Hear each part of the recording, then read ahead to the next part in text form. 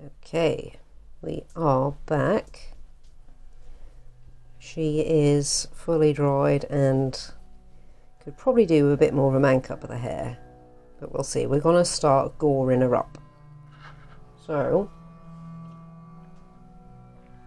sip of tea to start the day, because this has had a long time to dry. We're going to make a somewhat crusty blood. We want it to be fairly dark, so I was thinking about it. It's like, it's always tempting to go fresh, but she's all... Well, we can go any which way we want. This is not real after all. But I'm thinking a somewhat crusty blood. So we're going to start out with crimson red, which is going to be far too bright. And we're going to have to dull this down. We're making a fair bit because this is going to be it's going to be heavy down here and a little bit up here, a little bit around there, so on and so forth. So we're going to dark it a touch with ultramarine blue. We're going to add a bit of shimmer, since it's a mermaid. We've got pearl burgundy here. Yeah, it is open. We're going to get a healthy splodge of that. And a tiny bit of black, because we want to mucky this blood up.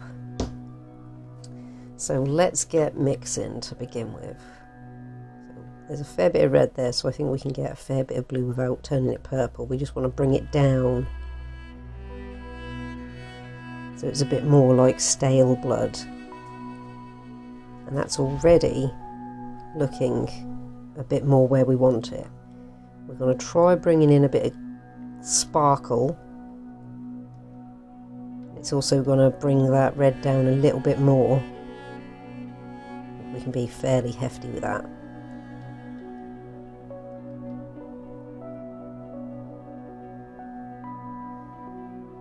Yeah. And then tiny bit of black. Just to take the vibrancy out. I think that's going to be a good start, so let's get in here first, where we're going to need it to be. We might need it to be a little bit... Well, we'll see. Let's just start slapping it in there. So we might do this bit first, let it dry, see how it looks.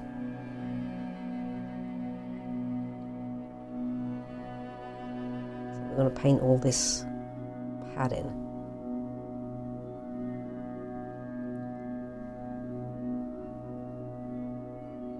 And under the inside here.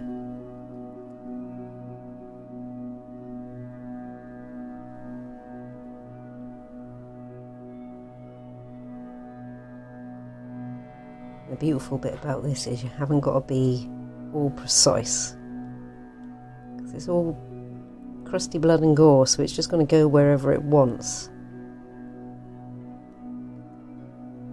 Get under the edge there thoroughly.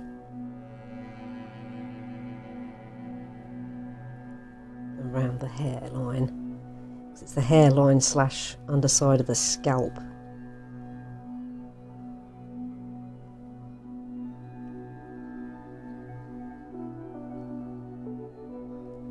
And in there.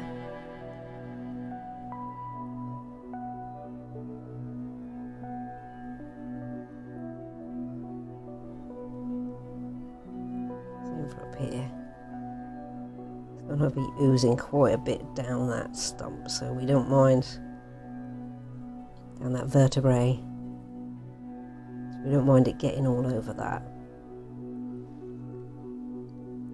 In fact, that's looking good already. Right, and these bits, again, it doesn't matter if we get a bit on the maggots, they're going to get a little bit covered as they're slipping around in there.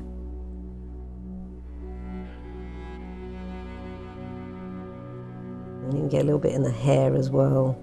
It's just going to add to it getting around.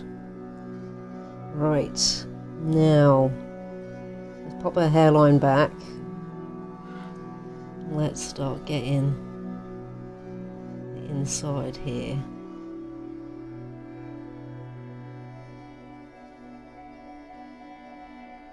A little bit of that scalp skull.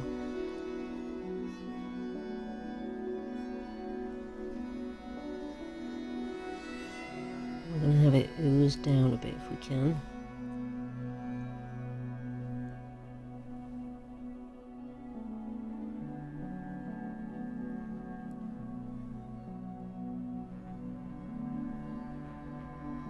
Again, doesn't matter if we get a bit on the maggot there, because he is... Actually, we can even get a little bit of a sort of trail going. Where this one's dragged some gore out with it.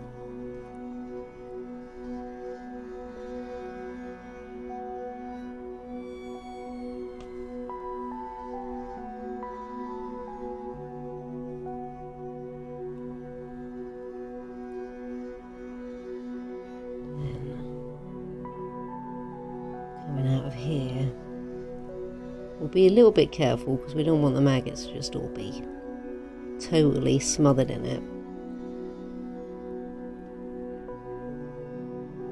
But we've had a bit of a tear down the side of her mouth, so we're definitely going to want it to blob up around there.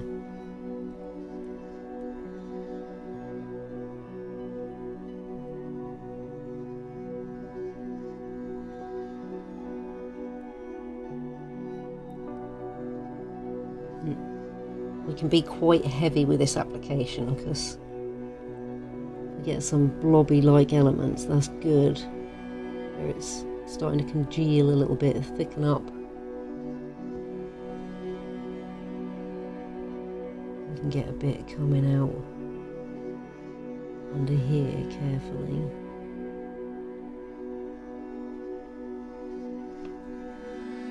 We don't get the eye too bloodied up. But we do want it to be weeping out quite a bit.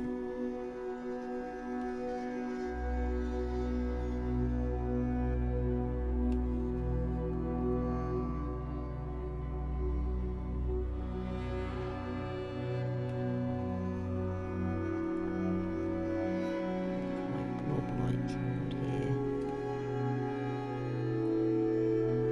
And same for around this edge. I'm going to want it to quite blob up. I'm going to apply it quite thick. And while I'm doing this, I've got to bear in mind I have another project that is currently in the oven of all places. I won't say which project it is, because I'm not sure what order these are going up in at the moment. It'll be first come, first serve, really. So I'm going to go and check on that in a second, because I've never put this particular concoction in the oven before.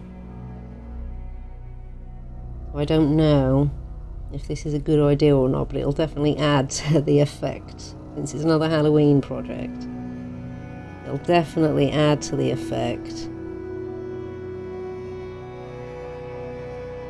If I forget about it and it goes horribly, horribly wrong, it's a horrible, horrible creation anyway, so...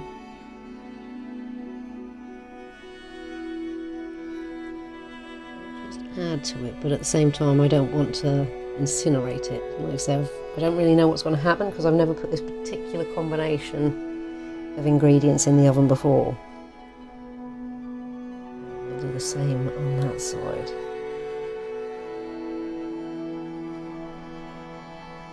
Get it a bit more blobby. A little bit on here as well. And in here.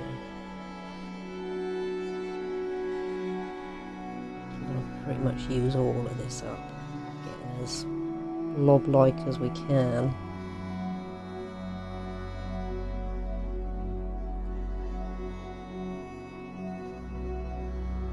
It's just going to add to the effect when it dries.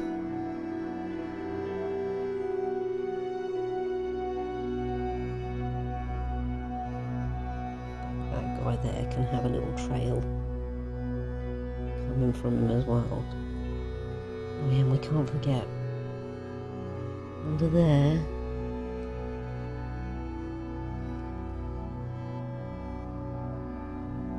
All around there. You can even have some where he's been pulling himself out through that side. A little bit where he's forced in this side.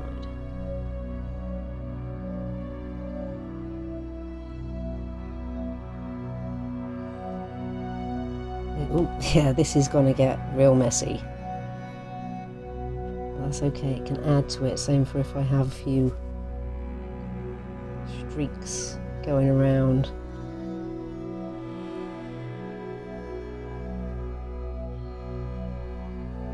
Right, I'm thinking we'll just try and get a little bit more. Whatever's left, we'll try and get in around those maggots a little bit.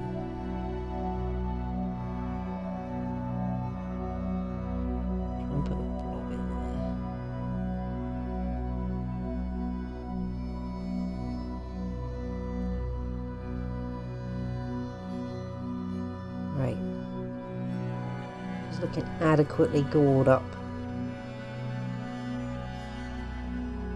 Perhaps we'll even a little bit around the hairline there where it's been potentially touching the face. It's been a massacre after all. A pony plait can't be all pristine. This is where it will pay for it to be a bit blobbed around.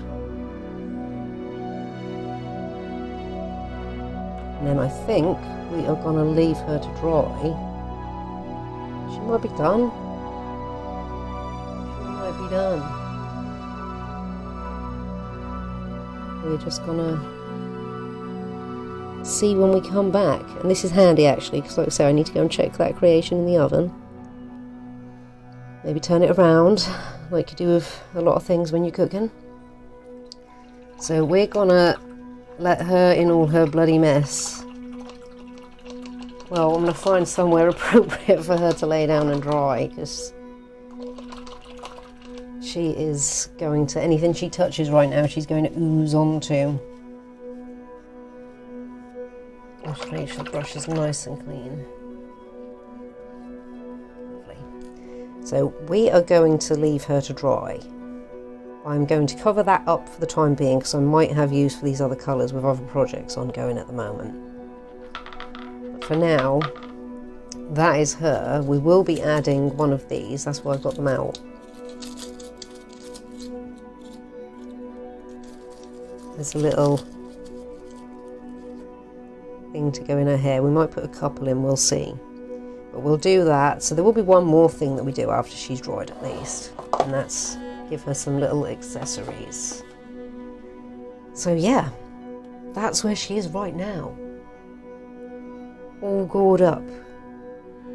Very gory from the underside there. A little bit running through the hair. But we are probably nearly, well, we are nearing the end of the severed mermaid head. Very Halloween. And especially since mermaids are becoming more popular these days. Very apt. So yes, we will let her dry. I'm going to put her somewhere safe. I'm going to clean my hands because I don't want any red on the other project I'm working on at the moment. That is not a Halloween based project. That is a canvas for a friend. So I don't know how long this is going to take to dry because it's quite blobby like. So you'll see this in but a second, dry, ready for finishing touches. I'll see it in probably at least 3-4 hours because it's really thick in certain parts. So, back in a moment. Severed mermaid head. And we're back, by the way. Severed mermaid head. Oh, pretty much nearly dry. I thought it was dry and then I stuck my thumb in her gore. But that's okay, we don't need to worry about that. She is very, very nearly done. Finishing touches. I've got all my physalis shells here. So we're going to pick an appropriate sized one for her hair. Don't want to be too overbearing.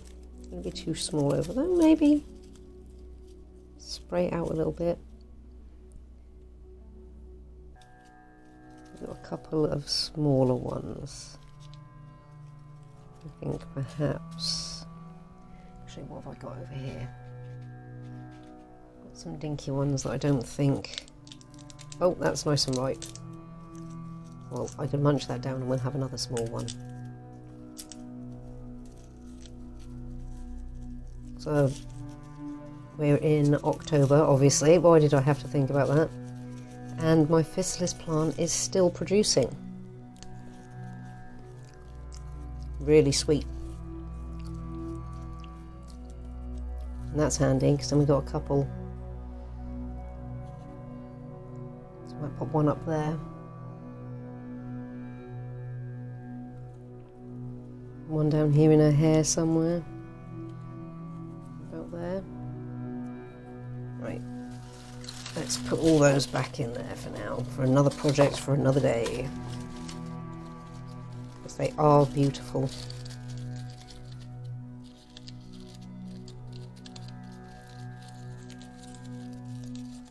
How gorgeous are those?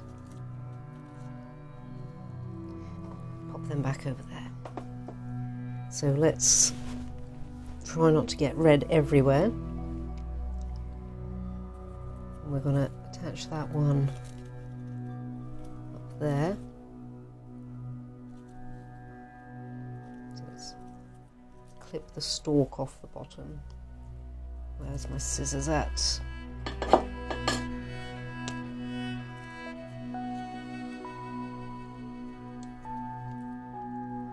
We'll leave the stalk on this one because we can use it, because her plait's got openings, we can thread it in there a little bit. So I think we'll pop that one right there. Yeah. So let's get the trusty yoo-hoo for this.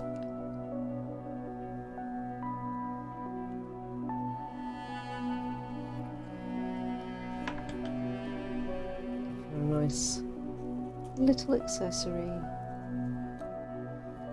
And then same for this one, I think around there, like that. All that thread in there. That will. Right, again though, a tiny dot of glue just to make sure it doesn't fall off, because then we can hang her head up somewhere. You might be able to join my origami ghosts and bats and skulls. Get her up on the wall behind me.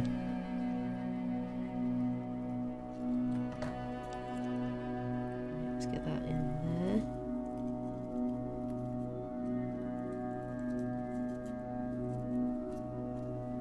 there. Okay, that is our severed mermaid's head complete. How cool is that? She's all kinds of messed up, but how beautiful at the same time. Still absolutely gorgeous, even though she's severed and rotting somewhat. I do like this little feature down here, it is quite nice. It's a definite good finishing touch as far as detail goes.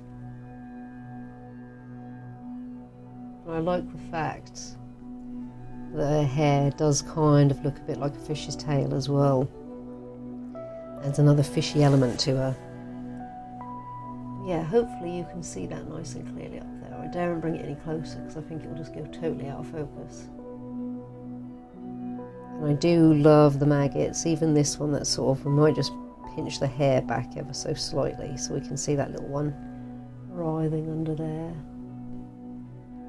But yeah, that was a fun little project and something you can do with any old broken toys. Broken toys can come in for all sorts.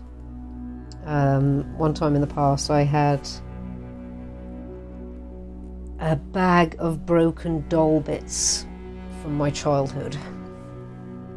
So I cast them all in plaster, two sides, and then took moulds using various materials and then pieced them back together. So some of the limbs were sewn on, some of the limbs had zips on them, some of them had wire attaching each other, And I mean, it's a tragic tale in the end. They were absolutely gorgeous. They were potentially my first ever children, first and last. They were triplets. I loved them all so much. They were gorgeous. But something tragic happened to each and every one of them. Long story short, they all got stolen. They all got stolen.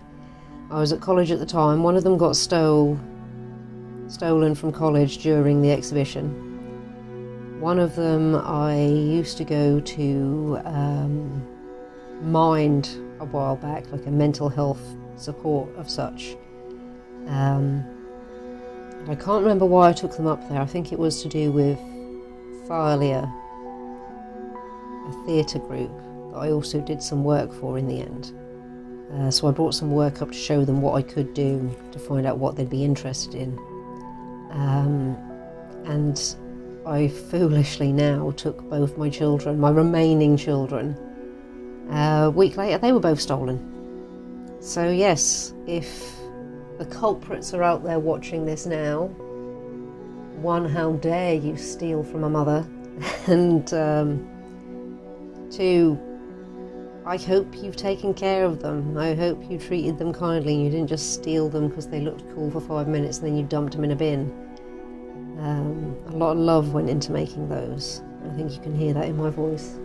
I make jokes of it, but I do love my work and I do get attached to it, even the stuff that's going on to other homes. That's how much I get invested in what I'm doing. Even things like, I don't like cats in particular. I'm a dog person. I would wish no harm on a cat. I'd never wish any harm on any animal. But even the cosmic cat painting I did for a friend, I loved that. That was nice. That was cool. That was beautiful. I know that's gone to a good home. That's not going to end up in the bin. So anyway, the tragedy of the tragedies. October, perfect time to talk about it. So yeah, we're going to find her somewhere to live so she can have a good home for the remainder of her days. So yeah, thank you so much for stopping by, checking me out, checking my 7 Mermaid's Head out. I hope you've enjoyed seeing this, watching her unfold, watching her become her full glory. And you see that you can make something out of literally anything. So it's worth keeping. If you're creative, it's worth keeping pretty much anything that gives you inspiration. Even if it doesn't at that point in time, it will do at some point. And of course, have a go. If any of you try anything like this, do share it. Show us in, let us know in the comments, put links, whatever you like. It would be beautiful to see if we could build a family of severed dog toy heads. Or even child's toys. So let's be honest, they all end up broken at some point, well, pretty much all end up broken at some point. They can have a new lease on life, even if you popped them away all year round and whipped them back out for Halloween. It'd be really cool. So yeah, take care everyone, and hope to see you again soon.